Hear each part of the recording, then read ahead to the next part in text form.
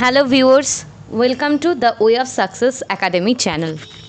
আগের ভিডিওতে তোমাদের সাথে প্রতিবেদনের একটি কাঠামো শেয়ার করেছিলাম। সেখানে তোমরা দেখতে পেয়েছো সাম্প্রতিক একটি ঘটনা নিয়ে তোমাদের সামনে একটি প্রতিবেদনের আলোচনা আমরা তুলে ধরেছিলাম।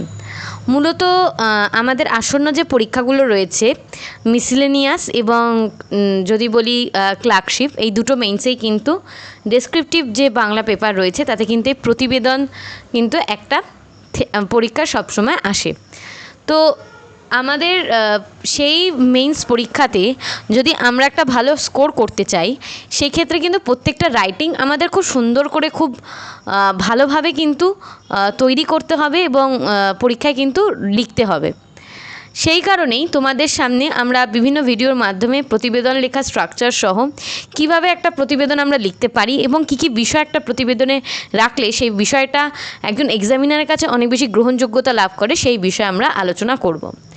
ভিডিও শুরু করার আগে আরও একটি বিষয় তোমাদের জানিয়ে রাখবো, যারা যারা আমাদের বাংলা ডেসক্রিপটিভ ব্যাচে জয়েন হতে চাইছো অবশ্যই তারা দেরি না করে আমাদের যে ব্যাচ শুরু হয়েছে ইতিমধ্যে সেই ব্যাচে কিন্তু অনেকেই এনরোল করেছে। তোমরা চাইলে তোমরাও কিন্তু সেই ব্যাচে এনরোল করতে পারো। এর জন্য স্ক্রিনে দেওয়া যে ফোন নাম্বার রয়েছে সেই স্ক্রিনে দেওয়া ফোন নাম্বারে কিন্তু তোমাদের যোগাযোগ করতে হবে। চলো তাহলে শুরু করা যাক আজকের ভিডিও। প্রথমে তোমরা দেখতে পাচ্ছ তোমাদের জন্য প্রতিবেদন লেখার একটা কাঠামো রয়েছে। মূলত যে কোনো জিনিস লেখার ক্ষেত্রে একটা স্ট্রাকচার বা একটা ফরম্যাট আমাদের সবসময় মেনটেন করতে হয়। তো এক্ষেত্রেও প্রতিবেদন লেখার ক্ষেত্রে একটা ফরম্যাট রয়েছে। তো সেই ফরম্যাটটা কীরকম এবং কিভাবে লিখব, কোন ফরম্যাট মেনটেন করে লিখব সেটা নিয়ে প্রথমে আমরা একটু আলোচনা করব। প্রথমে হচ্ছে প্রতিবেদনের কাঠামোতে যেটা সবার থেকে ইম্পর্টেন্ট সেটা হচ্ছে শিরোনাম, অর্থাৎ যেখানে প্রতিবেদনের প্রধান যে বিষয়বস্তু তার উপর নির্ভর করে এবং সংক্ষিপ্ত ও তথ্যপূর্ণ সেটা হতে হবে। দেখবে যে আমাদের যত লিডিং নিউজ পেপারগুলো রয়েছে, আমাদের সবার বাড়িতেই তো নিউজ পেপার আসে, সেই নিউজ পেপারে প্রতিটা প্রতিবেদন বা প্রতিটা যে খবর আছে, বিভিন্ন ঘটনাবলী ঘটছে তার উপর বেস করেই কিন্তু পেপারে প্রতিবেদনগুলিকে তৈরি করা হয়। এবার এই প্রতিবেদনগুলোর প্রত্যেকটির কিন্তু একটা শিরোনাম আছে এবং সেই শিরোনামটা কী হয়, সেই শিরোনামটা কালো মোটা মোটা করে গোটা গোটা অক্ষরে লিখে রাখা থাকে। শুধু তাই নয়, এই শিরোনামটিকে হতে হবে কিন্তু খুবই মনোগ্রাহী টাইপের কিন্তু হতে হবে, যেটা দেখে লেখাটার ভিতরে বিষয়বস্তু কী আছে সেই সম্পর্কে একটা সাধারণ ধারণা যাতে এক্সামিনার অটোমেটিক্যালি লাভ করতে পারে, সেই বিষয়টার দিকে কিন্তু আমাদের নজর দিতে হবে। অর্থাৎ প্রতিবেদনের যে প্রধান বিষয়বস্তু তার উপর নির্ভর করেই কিন্তু শিরোনামটিকে তৈরি করতে হবে। ভেতরের বিষয়বস্তুর সাথে যদি প্রতিবেদনের যে মেইন যে টাইটেল আছে তার যদি সামঞ্জস্য না থাকে তাহলে কিন্তু সেক্ষেত্রে বিষয়টা একদমই ঠিকঠাক পর্যায়ে কিন্তু যাবে না। একদমই বিষয়টা একটা সুষ্ঠু যে একটা লেখা সেটা কিন্তু কখনোই আমরা তৈরি করতে পারবো না। এরপর যে বিষয়টা সেটা হচ্ছে প্রতিবেদকের নাম ও পদবি।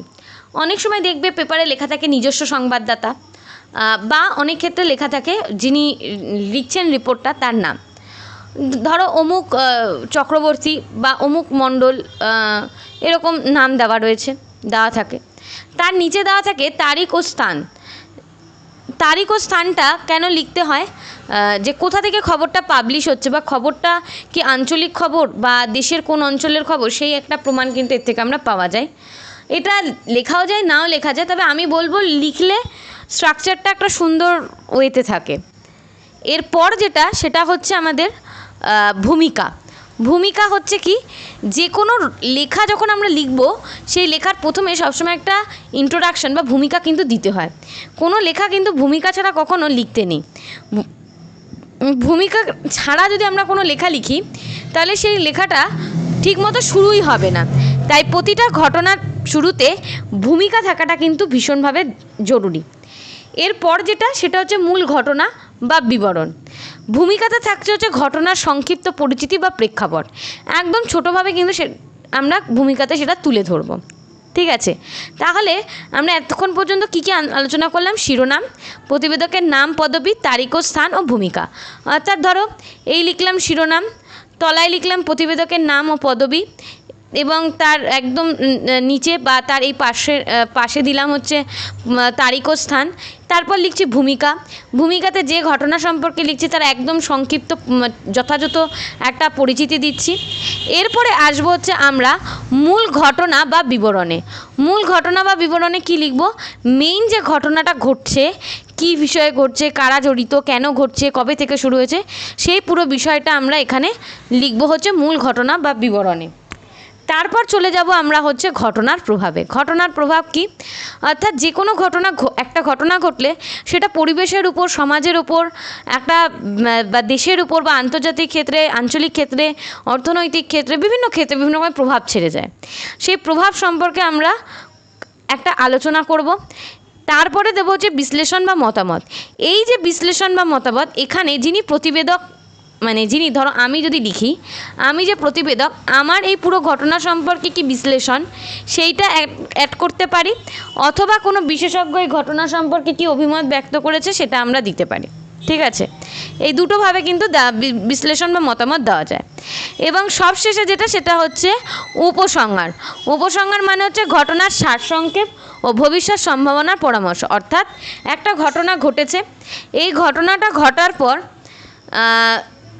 ঘটনাটার পুরো পুঙ্খানুপুঙ্খ বিবরণ আমরা দিয়েছি, এবার সব শেষে তার উপসংহার দিতে হবে। একটা লেখার ভূমিকা এবং উপসংহার কিন্তু মাস্ট, সেটা যে লেখাই হোক না কেন। সেটা যদি একটা প্যারাগ্রাফও লিখি সেক্ষেত্রেও কিন্তু আমরা ভূমিকা, ইন্ট্রোডাকশন এবং উপসংহার কিন্তু লিখে থাকি।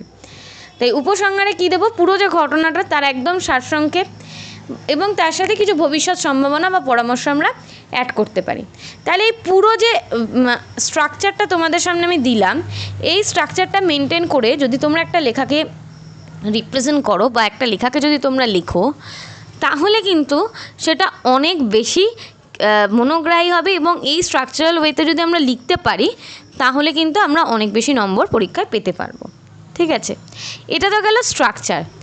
এরপরে আমরা এই মুহূর্তে তোমাদের সাথে শেয়ার করতে চলেছি আমাদের নেক্সট যে স্লাইডগুলো রয়েছে, তাতে একটা ঘটনা যেটা ঘটেছে সেই ঘটনাটা পূর্ণাঙ্গ বিবরণ, এবং সেই পূর্ণাঙ্গ বিবরণটাকে কমপ্লিট ওয়েতে আনতে, মানে একটা প্রতিবেদনের ওয়েতে কিন্তু তোমাদেরকেই নিয়ে আসতে হবে।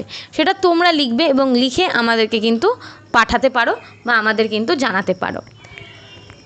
আর যারা লিখতে পারছো না বা লিখতে কিছু অসুবিধা হচ্ছে, তারা কিন্তু আমাদের ব্যাচে জয়েন হতে পারো, এবং সেখানে জয়েন হওয়ার জন্য কিন্তু এই স্ক্রিনে দেওয়া ফোন নাম্বারে কিন্তু তোমরা আমাদের সাথে যোগাযোগ করে নিতে পারো। দেখো, এই পরের স্লাইডে যেটা বলেছি, পারমাণবিক ঝুঁকিমুক্ত পৃথিবী একটি পর্যালোচনা। দেখো, এটাকে যদি আমরা একটা শিরোনাম ধরি, এই শিরোনামটার মাধ্যমে আমরা কি বুঝতে পারছি, যে এখন বিভিন্ন আমাদের আন্তর্জাতিক ক্ষেত্রে অনেক দেশ আছে যারা পারমাণবিক শক্তিধর। এই পারমাণবিক শক্তিধর দেশগুলোর মধ্যে যদি কখনো কোনো ক্ষেত্রে সংঘাত লাগে, একটা প্রবণতা সেক্ষেত্রে থেকে যে এই বুঝি কেউ পারমাণবিক বোমা ছুড়লো এবং বোমা ছুড়ে একটা বিশাল একটা ক্ষতিসাধন বা ধ্বংসসাধন করলো। এই যে পারমাণবিক যে একটা ঝুঁকি, সেই ঝুঁকিটাকে কাটিয়ে উঠে পারমাণবিক ঝুঁকিমুক্ত একটা পৃথিবী সম্পর্কে কিন্তু এখানে পর্যালোচনা করতে বলেছে। এখানে কোন প্রাসঙ্গিকতার ভিত্তিতে এই বিষয়টা উঠে এসছে, যদি এটাকে আমরা অ্যাজ আ ভূমিকা হিসেবে ধরো, যেমন সম্প্রতি আমরা দেখেছি ইরান আর ইসরায়েলের মধ্যে একটা কনফ্লিক্ট হয়েছিল। ঠিক আছে, সেই ইরান এবং ইসরায়েলের মধ্যে বিভিন্ন সময় বিভিন্ন টাইমে এর আগে কনফ্লিক্ট হয়েছে। বর্তমানে যে কনফ্লিক্টটা হচ্ছিল তাতে দেখা যাচ্ছিল যে ইরান ইসরায়েলের উপর পারমাণবিক আঘাত আনতে চলেছে, এবং পারমাণবিক আঘাত আনার জন্য তারা কী করতে চলেছে, যে তাদেরকে মানে পুরোপুরিভাবে তারা পারমাণবিক অস্ত্র বিস্তার যে চুক্তি, মানে এনপিটি, সেই থেকে সরে আসার তারা একটা সিদ্ধান্ত নিচ্ছিল। তো এই যে একটা প্রেক্ষাপট, এটা কিন্তু তৈরি হয়েছিল। তারপরে স্লাইডে দেখো বলেছে পরমাণু নিরস্ত্রীকরণের মূল স্তম্ভ।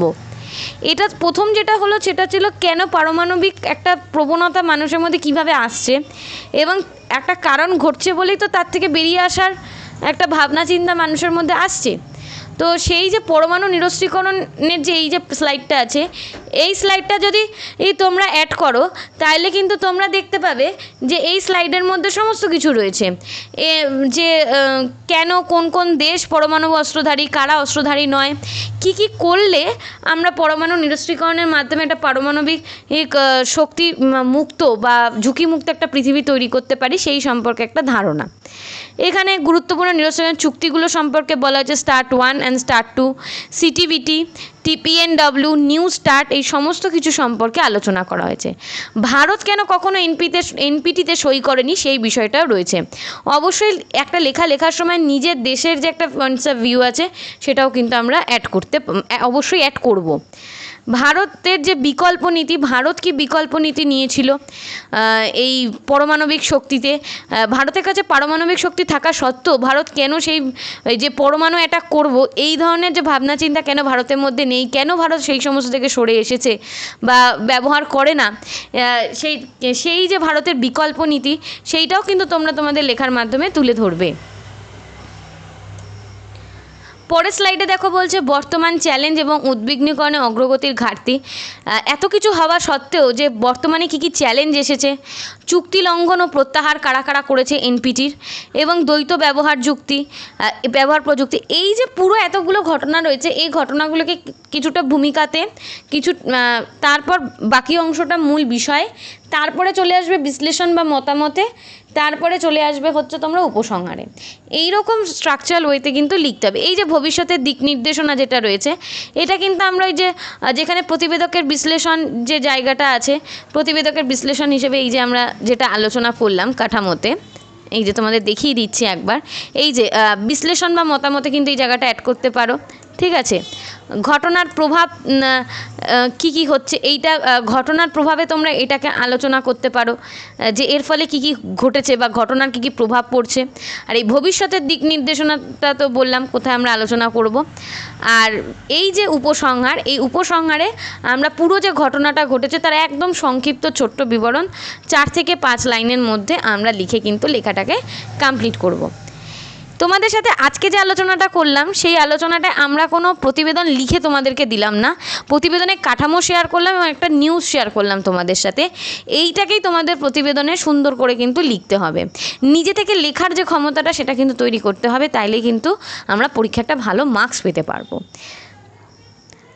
এই ছিল তোমাদের জন্য আজকের আমাদের ভিডিও।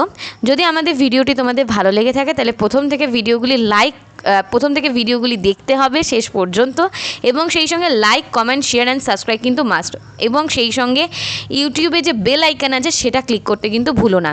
আমাদের চ্যানেলে এছাড়াও অন্যান্য সমস্ত বিষয়ের ভিডিও কিন্তু তোমাদের জন্য পোস্ট করা হচ্ছে, সেই ভিডিওগুলোর মাধ্যমে কিন্তু তোমরা তোমাদের প্রিপারেশনকে চালিয়ে নিয়ে যেতে পারো। এছাড়াও আমাদের অন্যান্য সাবজেক্টেরও পেইড ব্যাচ চালু হয়েছে, তোমরা যদি সেই পেইড ব্যাচে জয়েন করতে চাও তাহলে আমাদের এই স্ক্রিনে দেওয়া নাম্বারে ফোন করে তোমরা কিন্তু তোমাদের মতো পছন্দের কোর্সে কিন্তু নিজেদেরকে এনরোল করে নিতে পারো। চলো দেখা হচ্ছে তোমাদের সাথে নেক্সট ভিডিওতে, আজকের জন্য এটুকুই।